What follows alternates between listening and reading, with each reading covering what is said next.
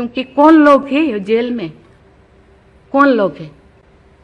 ना उनको fundamental rights के बारे में पता है, ना उनको प्रियम्बल के बारे में पता है, ना फंडामेंटल ड्यूटी के बारे में पता है। कैसे कैसे परेशानी में, क्यों, क्या वो गुनाह किया, क्या क्राइम किया, क्यों यहाँ पड़े हैं। कोई 10 साल से, कोई 20 साल से, कोई 25 साल से, कोई 30 साल से जिंदगी वहाँ वो बिता रहे थे। थोड़ा बहुत कुछ कर दिया, किसी को थप्पड़ मार दिया। अब जानते हैं वहाँ के लोग थोड़ा खाने पीने में, दूसरा चीज खाने पीने में माहिर होते हैं, है ना। थोड़ा बहुत कुछ ऐसे कर दिया, किसी को थप्पड़ मार दिया, क्या क्या दफा लगा दिया जो लगाना नहीं चाहिए, लेकिन वो सब क्योंकि आजकल ऐसे बहुत सारा होता है, तो ये सालों साल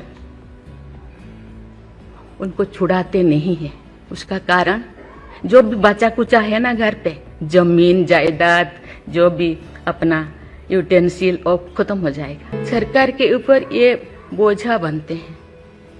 हम उनको, ये तो अभी तो ह्यूमन राइट्स भी है, आके उनको हम स्किल्ड करा सकते हैं। बाहर भी वो आना नहीं चाहते क्योंकि बाहर आके समाज उनको बुरा मानेगा। कहते हैं आजकल तो और ज्यादा जेल बहुत सारे इतने ओवर क्राउडेड हो गए, और सारे बहुत सारे प्रिजन बनाना होगा। अरे हम ये आगे जा रहे हैं, हम विकास की ओर जा रहे हैं, फिर और ज्यादा जेलें बनाने का ये क्या जरूरत है?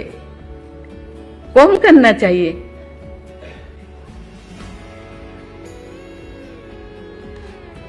मैं सब आपके ऊपर छोड़ रही हूँ। यहाँ लॉ मिनिस्टर है और आप सब जो जैसे, मैं अपने बात को अधूरा रखी, बाकी जो नहीं बोल रही हूँ वो चीज को आप समझ।